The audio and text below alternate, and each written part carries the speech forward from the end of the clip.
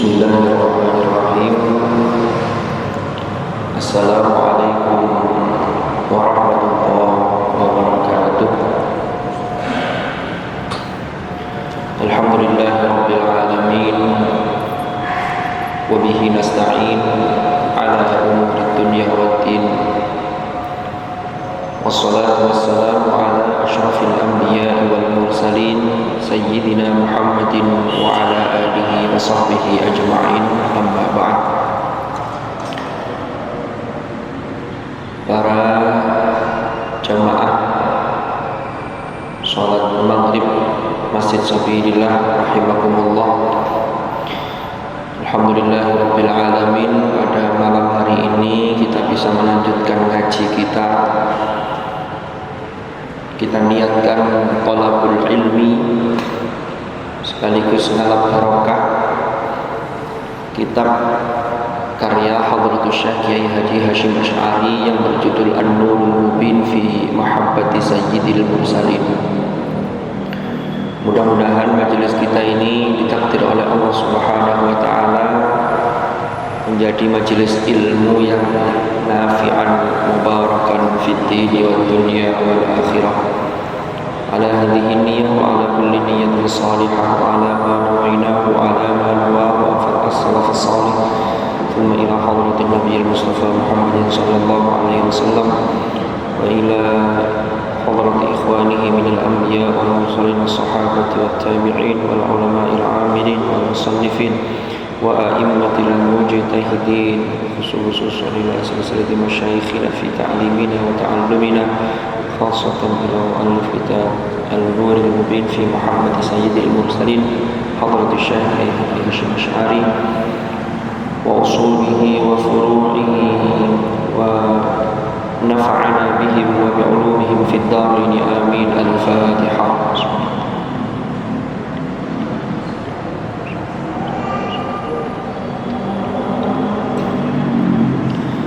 Bismillahirrahmanirrahim. Qala al-muallif rahimahullahu ta'ala wa nafa'ana bihi wa bi'ulumihi fid dharain amin. Kita masih melanjutkan pembahasan kita fi wujubi ta'atihi alaihi salatu wassalam, yaitu menjelaskan tentang kewajiban mentaati Rasulullah Muhammad sallallahu alaihi wasallam. Ini dipaparkan dalil-dalil naqli yang bersumber dari kitabullah. Sekarang kita lanjutkan pada dalil yang terdapat di dalam surah An-Nisa ayat 69. Bismillahirrahmanirrahim. Wa qala ta'ala, wa qala, dan berfirman sapa Allah taala, wa man yuti'illaha war rasul fa ulaika alladhina ma'al ladzina an'ama Allahu 'alaihim minan nabiyyin was-siddiqin wasyuhada'i was-shalihin wa hasuna ulaika rafiqa. Wa man, utawi barang siapa iku yuti' taat atau mentaati sapa man Allah ing Allah war rasula dan Rasulullah, faulaika, maka utawi mereka yaitu man yuti'illaha war rasul iku ma'al ladzina, beserta orang-orang an'ama yang telah memberi nikmat sapa Allahu Allah alaihim ing atase alladzina rupane minan nabiyyin, termasuk para nabi, was-siddiqin, dan orang-orang yang siddiq, wasyuhada, dan orang-orang yang syuhada, was-shalihin, dan orang-orang salih. Wa hasuna ulaika rafiqa, wa hasuna lan apik atau bagus sapa ulaika mereka, yaitu alladzina apane rafiqa, apane rafiqa, yaitu kekancan, untuk dijadikan sebagai teman, untuk didekati. Para jamaah rahimakumullah. Jadi ayat ini menegaskan bahwa barang siapa yang taat kepada Allah dan Rasulullah, maka mereka itu bersama orang-orang yang diberi nikmat oleh Allah. Kita ini kan setiap sholat 5 waktu itu wajib membaca suratul Fatihah. Karena Rasulullah bersabda, la sholata liman lam yaqra bi Fatihatil kitab. Tidak sah sholat seseorang bagi yang tidak membaca surah Al-Fatihah. Di surah Al-Fatihah itu ada ayat, yang ayat itu adalah permohonan kita kepada Allah, dan itu Fatihah terulang sehari semalam minimal. Kalau hanya sholat wajib berarti kan 17 kali, karena 17 rakaat. Kalau ditambah dengan sholat sunnah berarti Fatihahnya sehari nambah, lebih banyak lagi. Di dalam suratul Fatihah kita ini memohon kepada Allah, dimulai dari iyyaka na'budu wa iyyaka nasta'in. Ini adalah sebuah ikrar, sebuah penegasan hanya kepada Engkau ya Allah, hanya kepadamu ya Allah na'bud, kami menyembah, wa iyyaka, dan hanya kepada panjenengan ya Allah nasta'in, kami meminta pertolongan. Yang menarik di ayat ini, dimulai dari ayat ini itu menggunakan domirnya itu na'bud dan nasta'in.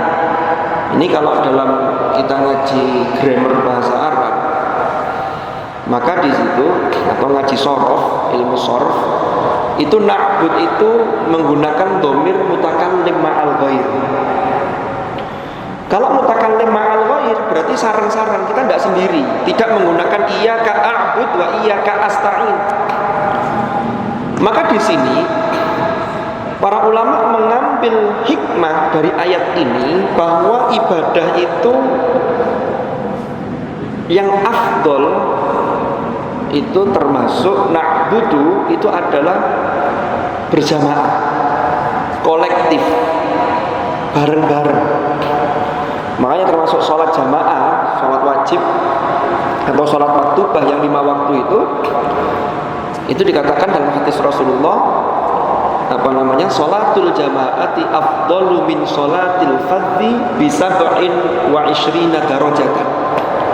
Sholat jamaah itu lebih afdol, lebih utama dibanding sholat munfarid atau sholat fadhi, sholat sendiri. Keutamaannya itu 20 bisab'in wa ishrina darajatan, yaitu 27 derajat. Jadi na'bud, nasta'in juga begitu. Nasta'in itu berarti memohon pertolongan, termasuk di dalamnya adalah berdoa. Wasta'inu bis-sabri was-shalah wa innaha lakabiratun, wasta'inu bis-sabri was-shalah wa innaha lakabiratun illa 'alal khashiyin. Jadi ini.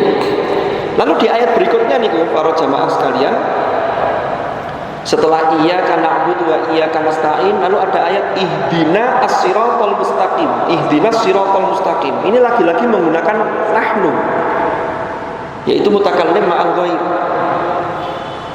Ya Allah, berilah hidayah kepada kami, tunjukkan jalan kebenaran kepada kami, tunjukkan kepada kami as-sirat al-mustaqim, yaitu as-siratal mustaqim, jalan yang lebar, yang lurus, yang ini berada dalam ridhamu ya Allah. Nah, itu menggunakan na. Berarti di sini sama, kalau orang itu ingin baik, maka dibutuhkan komunitas. Jadi kalau ada orang yang asalnya tidak baik lalu ingin baik, itu memang harus merapat kepada komunitas yang baik. Makanya tombo ati itu 5, salah satunya itu adalah wong kang soleh kumpulono. Ini dalam rangka ini ihdinas siratal mustaqim. Lalu di ayat yang ke-7, siratal ladzina an'amta alaihim. Apa sih siratal mustaqim itu? Yaitu jalannya orang-orang yang engkau beri nikmat. Di dalam surah Al-Fatihah itu hanya penjelasannya hanya yaitu jalan orang-orang yang engkau beri nikmat. Tidak ada penjelasan siapa orang yang beri nikmat itu. Nah, baru ada penafsiran. Jadi ini namanya penafsiran dari ayat ditafsirkan dengan ayat. Dijelaskan di surah An-Nisa ayat 69, ternyata orang-orang yang diberi nikmat oleh Allah itu ada 4 golongan ini. Nggih. Faulaika ma'al ladzina an'amallahu 'alaihim. Siapa yang an'amallahu 'alaihim? Alladzina ini siapa? Yang pertama level atau tabaqah yang paling tinggi levelnya ini adalah an-nabiyyin, yaitu para nabi. Lalu level berikutnya wasiddiqin, yaitu para siddiqin. Yang ketiga levelnya syuhada. Yang keempat levelnya sholihin. Jadi ini level, ada grade. Kalau nabi itu mesti siddiqin, mesti syuhada, mesti sholihin, terkumpul dalam nabi. Kalau siddiqin belum tentu nabi, tapi kalau siddiqin itu ya syuhada sekaligus sholihin. Kalau syuhada ya mesti sholihin. Kalau sholihin saja belum tentu derajatnya masuk pada syuhada, belum tentu siddiqin. Nah kita ini berdoa dari level yang sholihin, kita berusaha dan memohon kepada Allah untuk level berikutnya syuhada sampai siddiqin. Tapi kalau nabiin tidak bisa, karena nabi itu terakhir adalah maka Muhammadun aba ahadim mir rijalikum walakin Rasulullah wa khataman nabiyyin. Rasulullah Muhammad itu penutup para nabi. Jadi kalau sekarang ada yang ngaku nabi ya jelas itu berlawanan dengan usuluddin, dengan yang pokok. Maka level yang paling tinggi bagi manusia zaman sekarang ya siddiq. Siddiq itu sudah level yang luar biasa.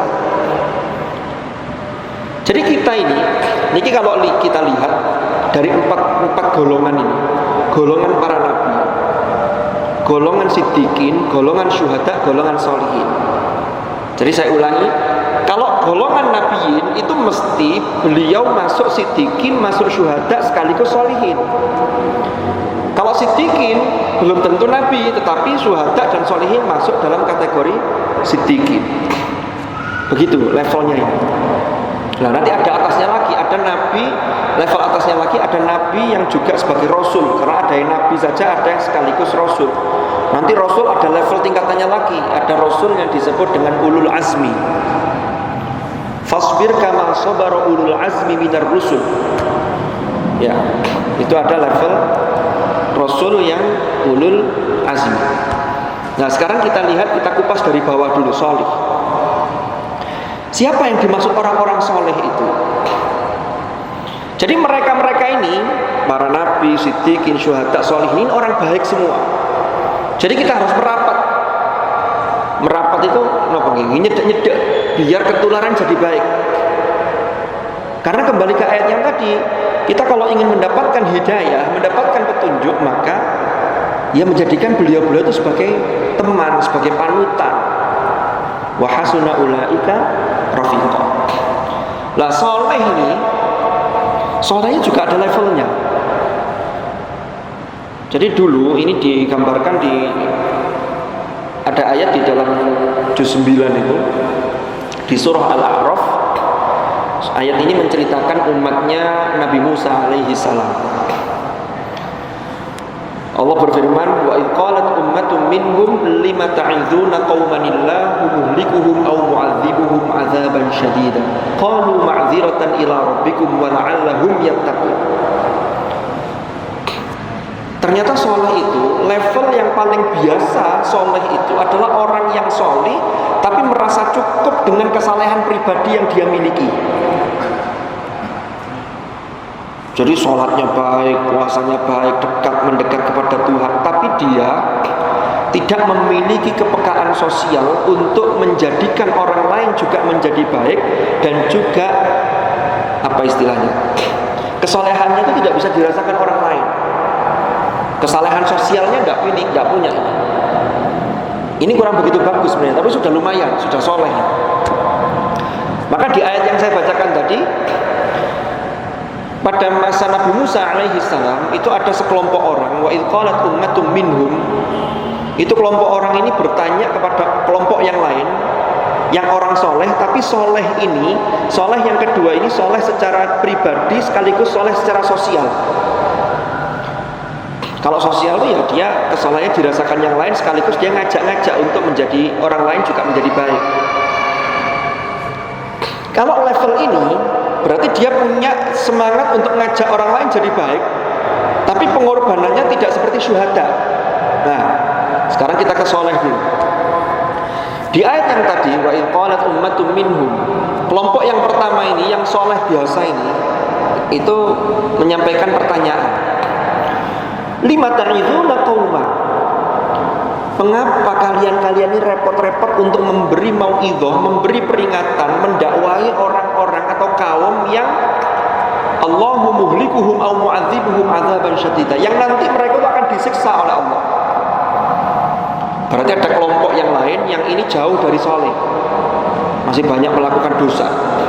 Lalu kelompok yang kedua ini mengingatkan. Ternyata kelompok pertama tadi itu tanya, ngapain kok repot-repot mengingatkan? Ya sudah lah, yang penting kita ini sudah sholat, kita ini sudah baik, nanti di akhirat urusannya masing-masing.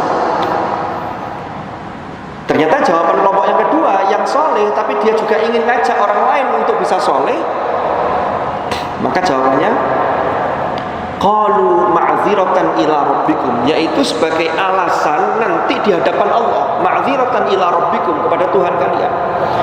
Karena ternyata nanti di akhirat itu orang itu akan ditanya bagaimana amal individunya. Kalau sudah baik, apakah kebaikannya itu dia juga ngajak orang lain? Pertama dari keluarganya. Makanya ayatnya di surat At-Tahrim itu, ya ayyuhalladzina amanu qu anfusakum wa ahlikum nar. Nah, kalau sudah ngajak, lalu ngajak orang lain, kok yang diajak tidak mau, berarti sudah terbebas dari tuntutan. Kenapa? Karena sudah menyampaikan.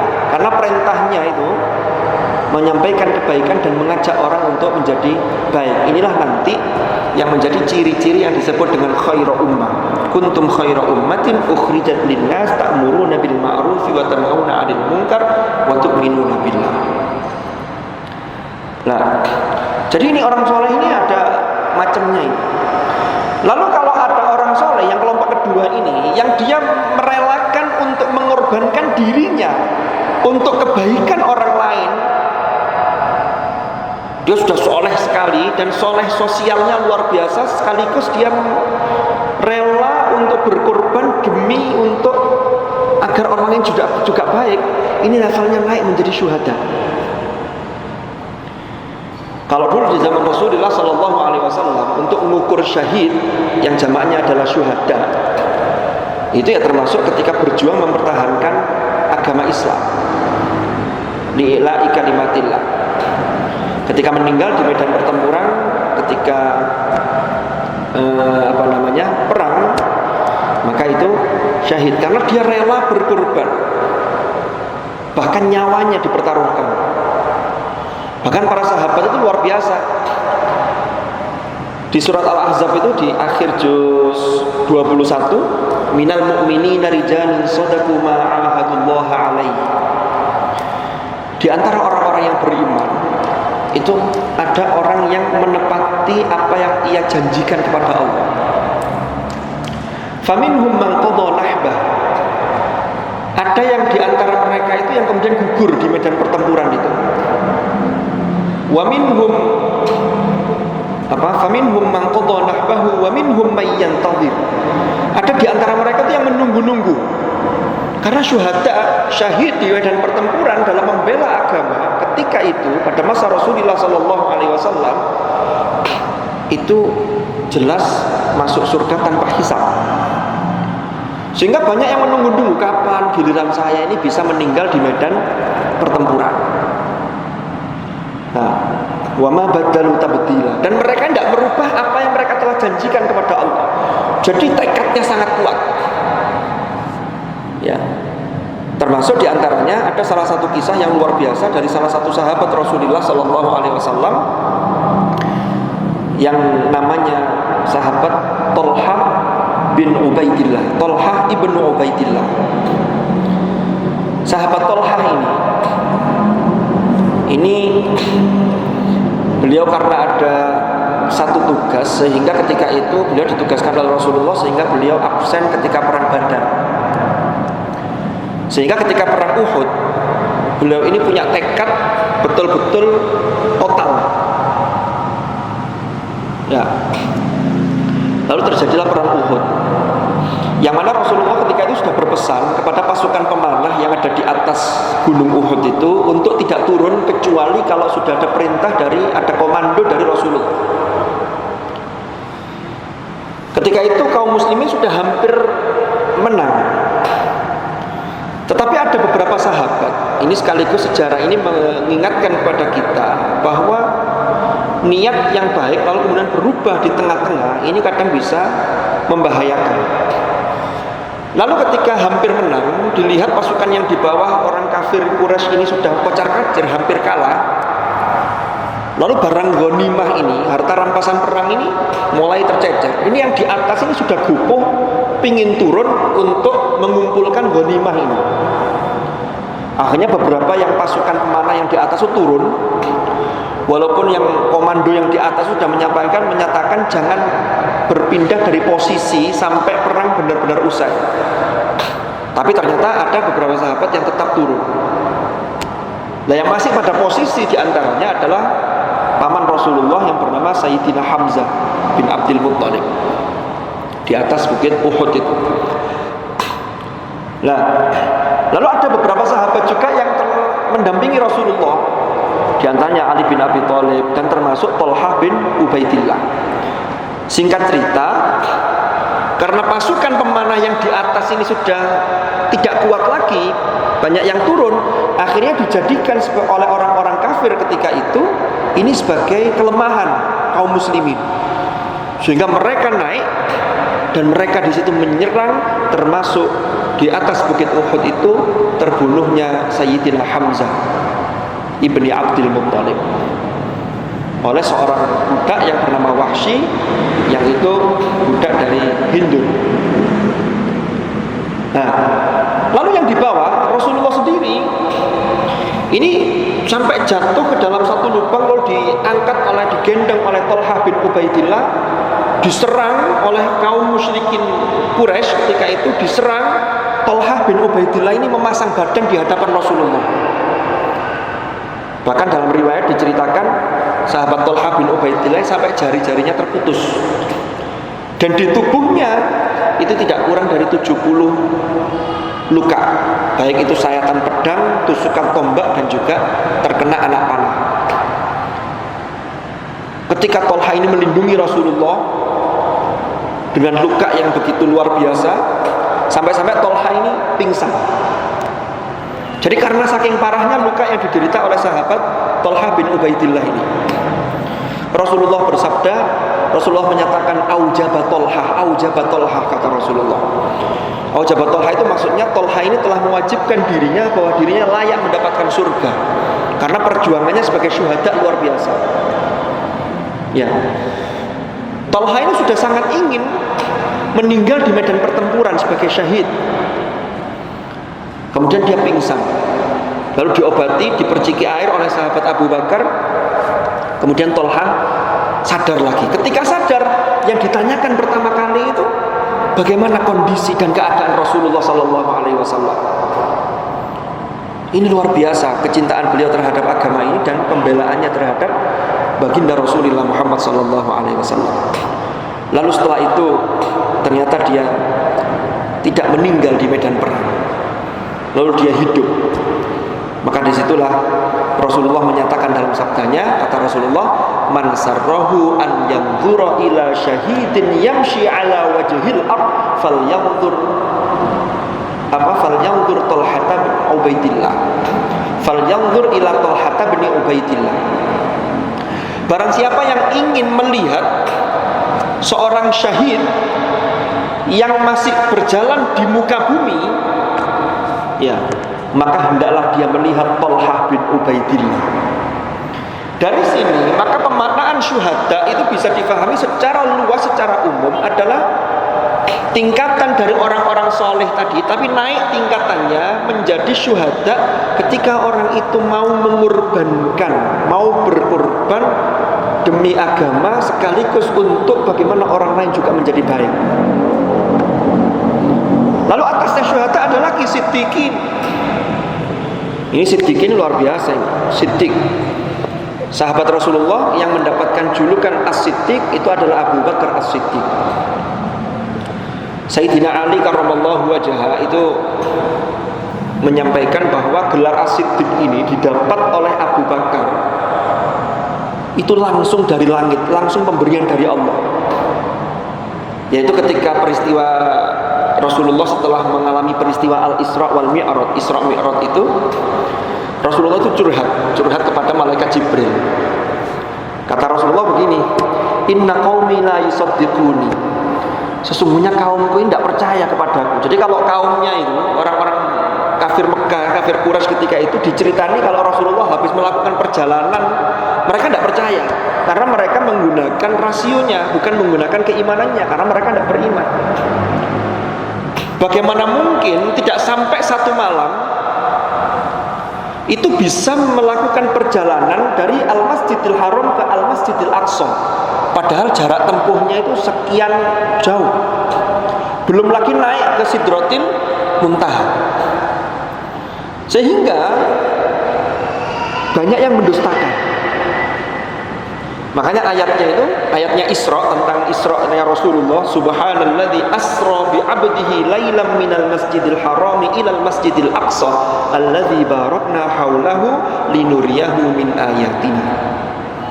Jadi ayat-ayat yang menakjubkan, yang ini dengan kuasa Allah itu dibuka dengan subhan. Subhan itu adalah mensucikan Allah dari dugaan-dugaan yang tidak pas, yang tidak baik kepada Allah. Jadi semuanya bagi Allah itu mungkin. Maka disterilkan dengan subhanalladzi asra. Maha suci zat yang memperjalankan bi abdihi. Abd di situ tidak lain adalah baginda Rasulullah Muhammad sallallahu alaihi wasallam. Lailan, pada satu malam, minal masjidil haram ilal masjidil aqsa. Ya, allazi barakna haulahu linuriyahu min ayatina. Lalu penutup ayatnya ini menggunakan innahu huwas samiul basir. Kenapa kok di situ as-sami dan al-basir? Karena orang-orang Arab kafir Quraisy ketika itu tidak percaya atas apa yang dialami oleh Nabi Muhammad, maka mereka itu melakukan ketidakpercayaannya itu dengan melakukan sesuatu yang itu apa istilahnya? Pokoknya gak percaya lalu melakukan sesuatu. Sehingga di situ Allah menutup firman-Nya dengan innahu huwas sami, yaitu Allah mendengar celotehan atau ocehannya orang-orang yang tidak percaya. Karena orang yang tidak percaya lalu ngerasani Nabi Muhammad. Terus gak mungkin mosok Muhammad perjalanan dari sini, dari Masjidil Haram ke Masjidil Aqsa dalam waktu tidak sampai semalam. Karena sebelum subuh sudah kembali lagi, sudah di Mekah. Mereka itu lalu gosip sana sini. Innahu huwas sami. Allah maha mendengar. Sekaligus Allah maha melihat. Karena orang yang tidak percaya tadi tidak hanya ngerasani, tapi justru malah membuat suatu makar untuk menunjukkan ketidakpercayaan mereka. Maka penutupnya menggunakan innahu huwas samiul basir. Maka di sini Rasulullah curhat kepada malaikat Jibril, inna qaumi la yusaddiquni. Sesungguhnya kaumku ini kok tidak percaya ya sama saya ini. Faqala lahu Jibril. Kemudian Jibril menjawab, yusaddiquka Abu Bakrin.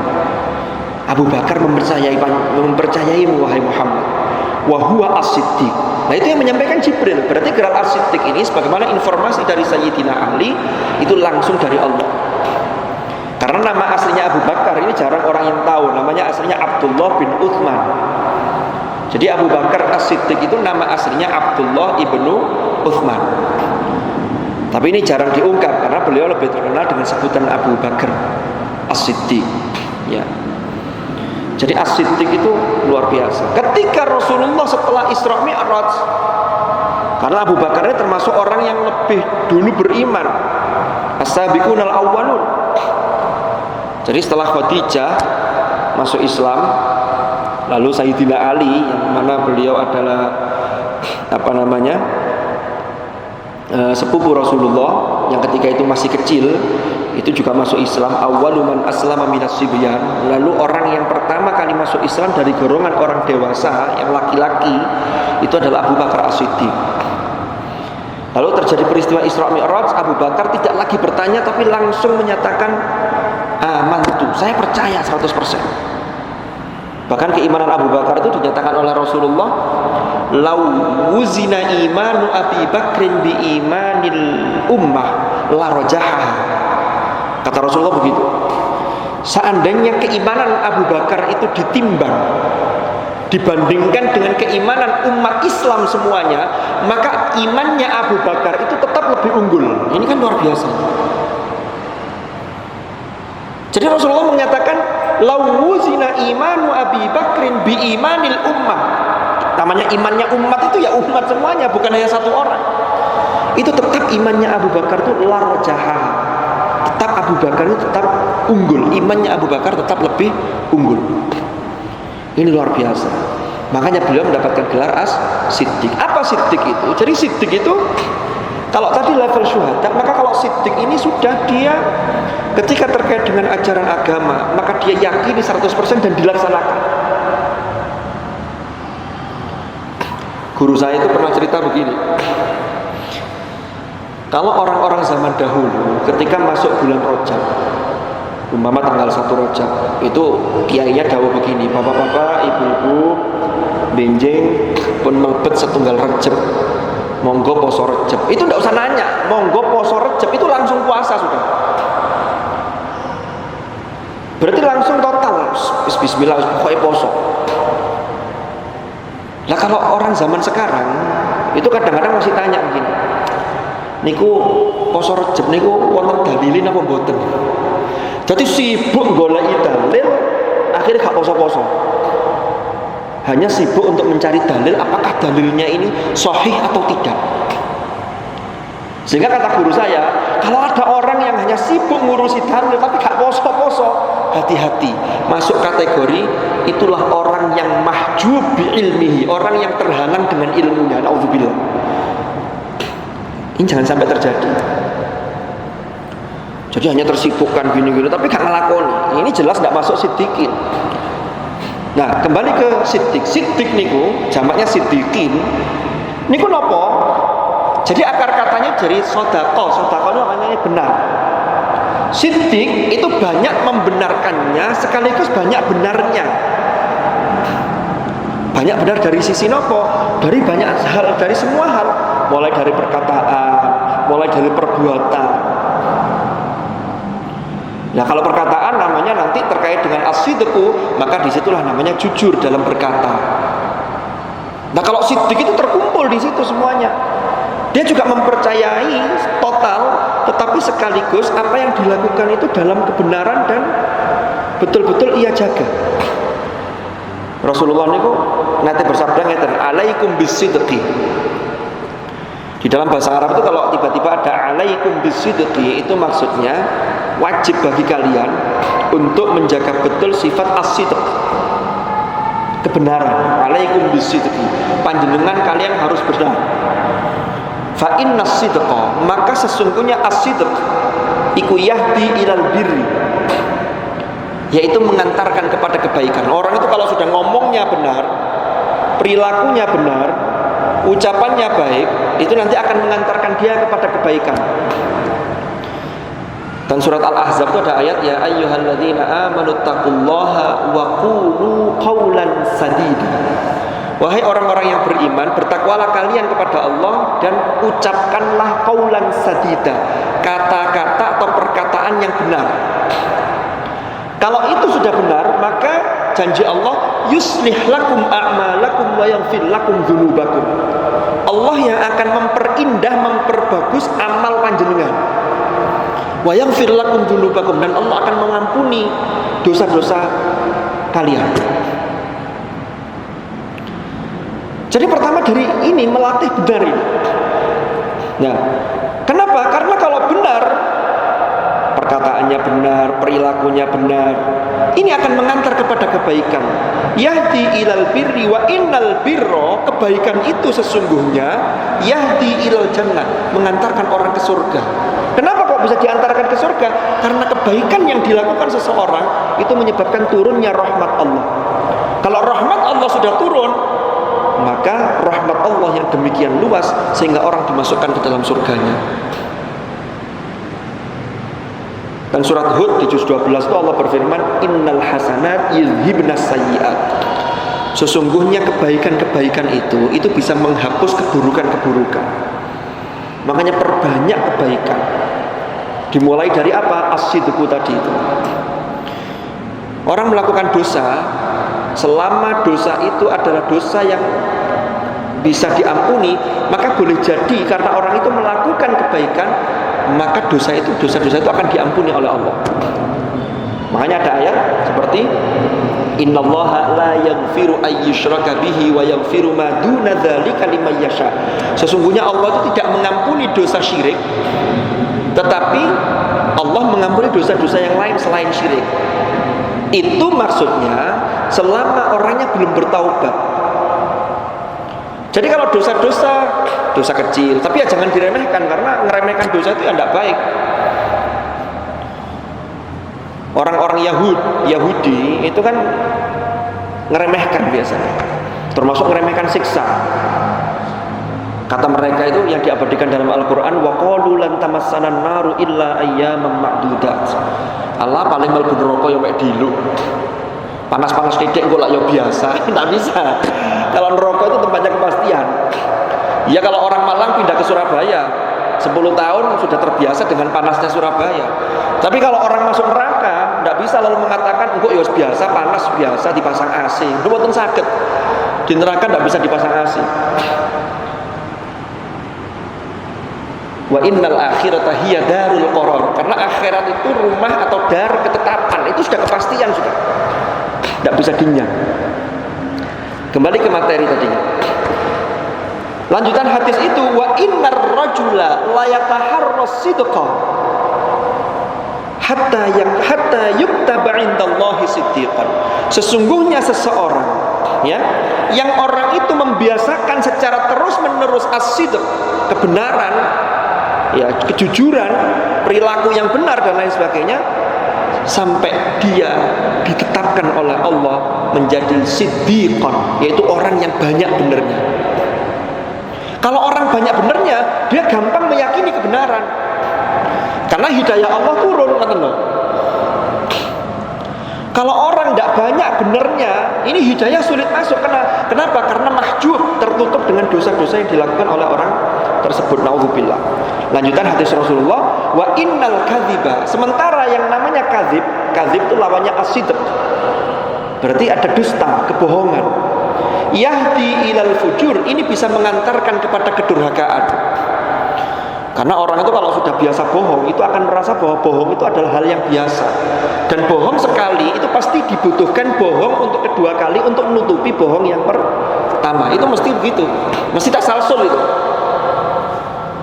Nah, wa innal kadhiba yahdi ilal fujur wa innal fujura yahdi ilan nar. Kedurhakaan itu mengantar seseorang menuju neraka. Naudzubillah. Lanjutannya, wa innar rajula la yataharral kadhiba hatta yuktaba indallahi kadzaban.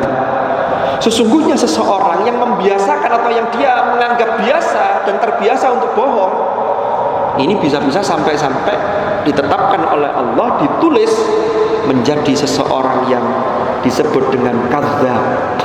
Kadzab itu akeh bohongi. Kalau akeh bohongi, maka dia gampang mendustakan sesuatu karena mengukur dari dirinya. Ojo-ojo aku ini digoroi, karena dia biasa goro, karena dia biasa bohong. Kan orang itu kadang sudut pandang melihat orang lain itu berangkat dari dirinya. Mohon maaf, ada orang yang suka korupsi, maka melihat orang yang mengelola dana sekian itu sudah muncul dugaan, iki dikorupsi mesti gampang nih, karena dia tahu caranya, sehingga memandang orang lain bisa seperti itu. Tapi kalau orang baik, itu pandangannya itu pandangan husnudzon. Jadi ini saling terkait. Para rawuh, bapak-bapak, ibu-ibu, hadirin hadirat jamaah salat maghrib. Jadi sangat terpengaruh satu sama lain. Nah, kalau para nabi ini levelnya atasnya lagi. Karena kalau para nabi ya jelas beliau-beliau adalah siddiqin, beliau-beliau adalah syuhada, beliau-beliau adalah sholihin. Maka 4 orang inilah atau 4 kelompok inilah yang harus kita dekati, dan mudah-mudahan Allah selalu membimbing langkah kita sehingga kita ini selalu berada di jalan yang diridhoi oleh Allah, yaitu as-sirat al-mustaqim. Wallahu a'lam bishawab. Mudah-mudahan manfaat, mudah-mudahan barokah. Al-Fatihah.